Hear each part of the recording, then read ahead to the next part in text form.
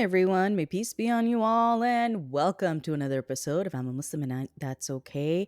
As always, I'm your host, Shella, and I'm back with a solo episode. It's been a while since I've done one of these, and it's been an interesting couple of weeks personally. I mean, globally, we're a mess, okay? Um, can't deny it anymore. We are a huge mess, especially, I mean, not particularly just because of the genocide in Palestine, but it's it's literally Palestine is literally just one of, I think I was counting, and I think six genocides. There's a genocide in also in Congo, Sudan, um, um, the Uyghurs, and Myanmar of the Rohingya, and in Armenia, and I'm pretty sure I'm forgetting it.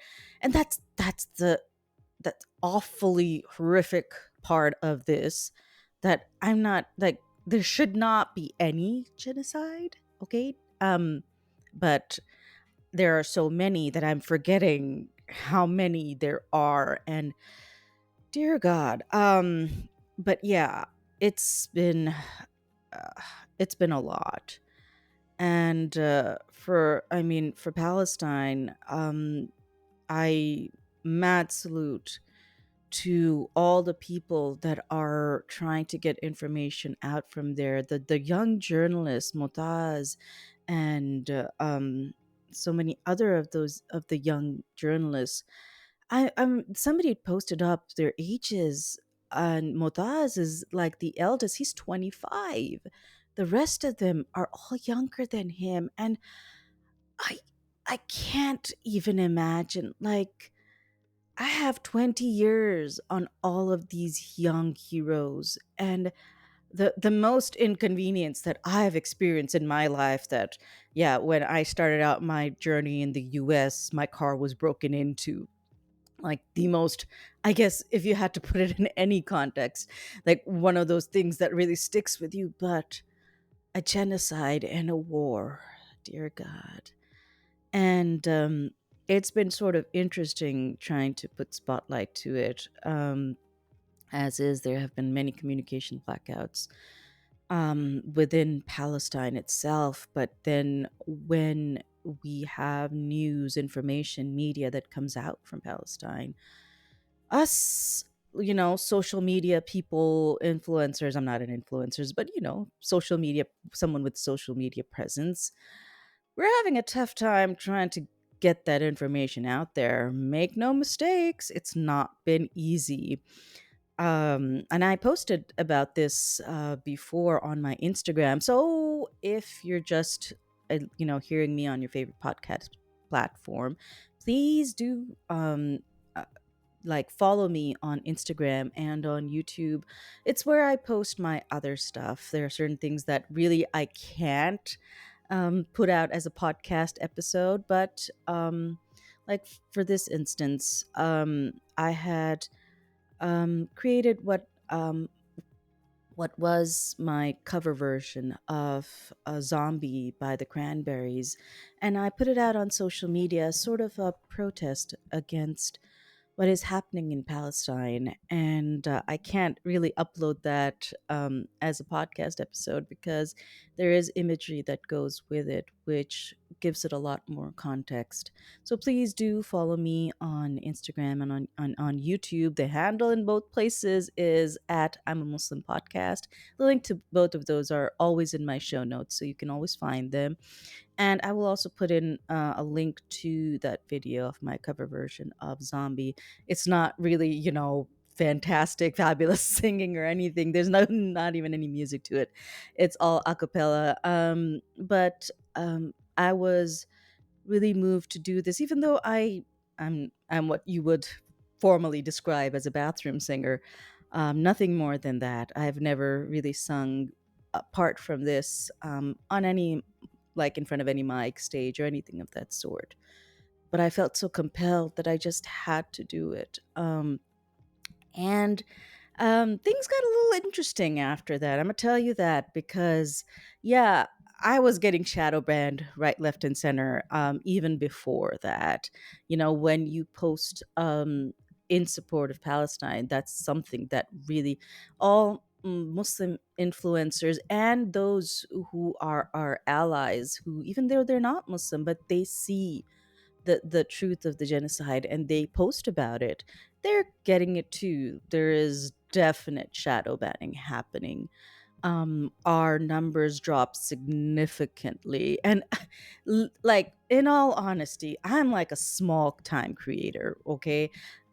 On the podcast platform and then even on social media platforms. I'm small time creator. I'm not really racking up numbers. But even with that, um, my visibility had gone down significantly. And after the video came out, I found out through a mutual friend that when I was posting comments on other people's posts, that my comments were hidden. And that post, I was just thanking the creator. It was not even like a overt, like a pro-Palestinian, I guess, comment. It was just like, thank you for putting this up, and that's it. But apparently, like, Instagram was quite offended by my, I don't know, thank you, I don't know. But yeah, that's the thing that sort of starts happening to creators. I even made a video on that you know doing metrics comparisons, about how that protest song of mine was scoring so low on TikTok and on Instagram, and it came in terms of visibility. Um, Even though, like, again, compared to like other creators, my numbers are low, but for a video, which, um, I would say, if you even saw it in terms of entertainment value, and I hate to even put it that way, but it was, had more pull to it, but um it was being suppressed. There's no other way to put it. And I did the numbers comparison to that. If you guys want, I'll put a link to that video as well so you can see. It's a little old now. The stats have increased just a bit. But at that time, when I had uploaded it onto TikTok and to Instagram, it definitely fared far poorer. And I had to literally send that video into the DMs of my friends and all, just so it would gain visibility. That's how hard it was for me to get traction for that video. And not just that, and like, this is the terrible part about this, okay? After like a couple of weeks, I had gone to Pakistan, had to visit my dad. He's not been well, so got to see how he's doing, see how my mom's doing and all. But it was a nice trip, and I suddenly remembered that I had forgotten to upload that music video onto YouTube. I was like, maybe one more platform, hopefully, maybe just a little more traction for it. So I uploaded the video onto YouTube from over there, and one, two, three, four, and again, small time creators, we're not racking up. I'm not racking up numbers, okay? But you expect a certain amount, and after about 2 days, I get a notification from YouTube that my video has been age restricted, and I'm still iffy on that.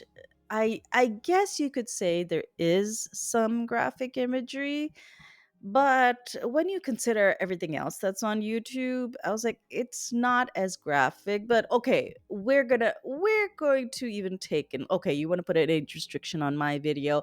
Fine. Put an age restriction on my video, so it was 18 plus now.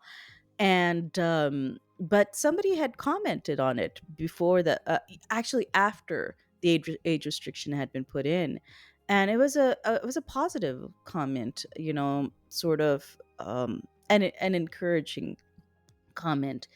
But that comment, it would show that the comment is there, but it wouldn't show up. And what happens is that every time, like, creators get a comment, they do get a copy of that comment within their email as well, so I could see what that comment was on my email, but it wouldn't show up when I would like go on my YouTube page. So I couldn't contest like the 18 plus age restriction, even though I tried, but they declined. And I was like, okay, fine, you put the age restriction on, but at least let the comment show. And I complained about that, told them that there's a comment there, but it's not showing up. And 2 days later, guess what? They deleted the comment as well. And I've got the receipts, okay? I know that there was a comment there. And, but yeah, that's what's been happening. So, I mean, it's been a really rough ride for all the influencers, Muslims or not, who have been posting pro-Palestinian content.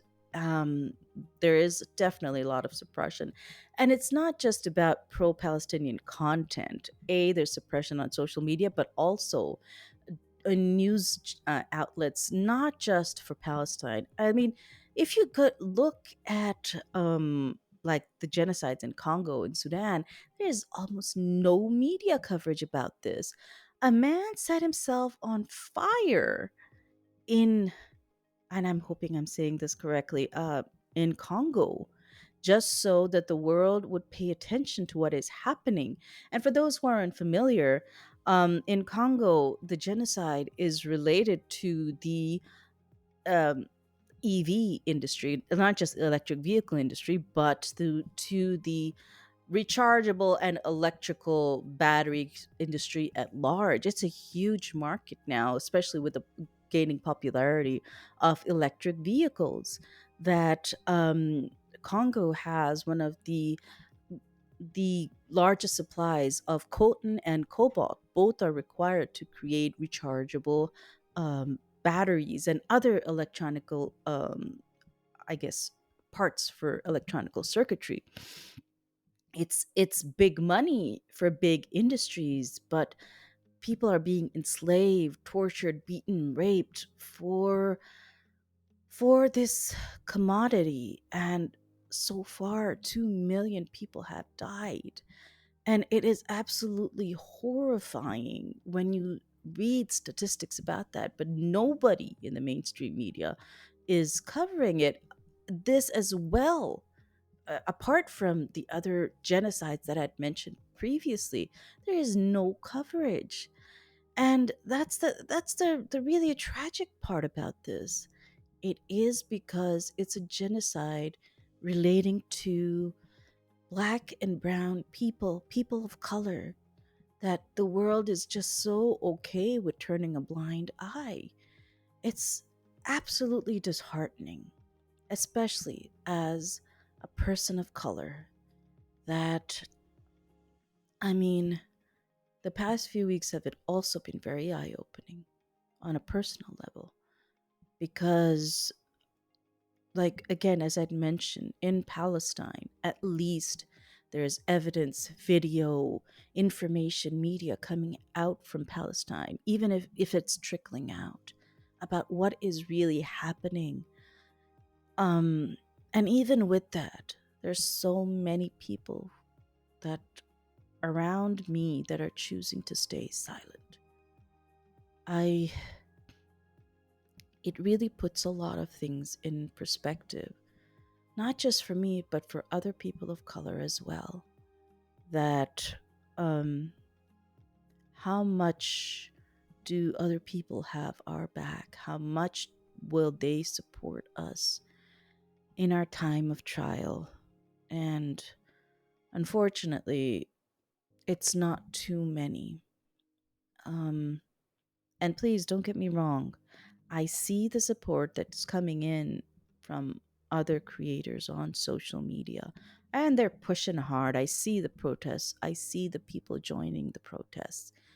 But those are, when you look at the bigger picture, a really small portion of the people who should be speaking out in outrage. None of this is complicated. And let me be clear on this, especially when the discussion of Palestine comes in. The popular rhetoric is that, Oh, but don't you support the people who were killed on October 7th, the Israelis who were killed on October 7th, and the people who are taken hostages? Listen, I don't think that that needs to be mentioned. Of course, nobody really wants the taking of innocent lives and kidnapping of innocent people. Nobody, not nobody with a conscience. Let's put it this way. And I certainly would not want that for anybody. But the aftermath does not it like the aftermath is not an equivalent. What the Palestinian people have suffered for over 75 years and have now suffered a tenfold since October 7th. I keep looking at the stats over and over and over again, and they keep increasing over and over again. 12,000, I think it's more than 12,000 now. 12,000 Palestinians have been killed, which includes 5,500 children. If you think that that retaliation is fair and equivalent, y'all need to really, really take a good hard stock of how you see the world, especially when people of color are involved. That our lives are worth so little in comparison? Nah, man. But yeah, so for everybody who's listening in, take good stock of the fact that when you will look back at all of this, can you really morally say in the future that you are on the right side of things, that you truly stand up for justice for all? No um, justice cause is less important. Let me be clear on that. None is less important. And that's the thing. If you can stand up for one but not the other, there's a problem. There really is. So at this point, it doesn't matter what social justice cause it is, we have to, for the sake of our children, for the future, we have to stand up and stand behind all of it. And yeah, I ain't gonna make you a lot of friends, for sure. I've had to cut some people off as well because, yeah, the silence was very telling. The silence, the lack of acknowledgement was very telling. So, shoop, you cut. I cut those people off, and I know for a lot of people, it's not going to be that easy. Yeah, when you're sitting around the table for, I guess, Thanksgiving dinner. Although I think at this point we need to reconsider that as well, considering indigenous genocide as well. So yeah, but but getting to the point when you're with your family or you're around the table, yeah, these things are not gonna make for comfortable discussion. But real change, real justice does not come in a place of comfort. It always comes in a place of discomfort. So if you really consider yourself somebody who cares about social justice, it's time to get uncomfortable. That's all I'm going to say. And for everybody, oh, before I forget, to all my people who have been listening to my podcast, huge shout out to all of you. I don't even know how this is happening. I think out of all of this in the past couple of weeks, when I've been sitting there and like literally doom scrolling and getting madder and madder and madder at the world, I suddenly get very surprising notifications because, small time podcaster. And I was expecting, like, yeah, after 4 years with the stats slowly ticking up, I was close to 5,000 downloads. I was like, hey, that's great. I know that it's pretty tragic, but I got to my 5,000 downloads, and then like, surprise, surprise, 3 days later, it jumped to 7,500. And I was like, dear gosh, what's going on? And within a week, I got 3,000 more downloads. I was like, what's going on? And like just 2 days ago, I reached 10,000 downloads. So thank you to everybody who's been listening to the podcast. I am so, so, so, so grateful to all of you. I can't thank y'all enough. If you find like my podcast entertaining, educational, anything, like, please do reach out to me. You can like send me a message through like my Instagram. Please, if you're not following me on Instagram, do so. Links are in my show notes. Or you can send me a message through my website. The link is www.imamuslimpodcast.com. Again, the links are always in the show notes, so you can reach out to me. I'll put in my email address in the show notes as well. You can send me an email. I am so grateful to all the new listeners. Thank you. Because even though like after 4 years, it's not about the numbers anymore. I'm just happy to be able to provide information, knowledge, whatever it is I can. If you have suggestions for me for what I should cover in future episodes, who should I have as guests, please let me know, and I would more than happy to try my best to oblige.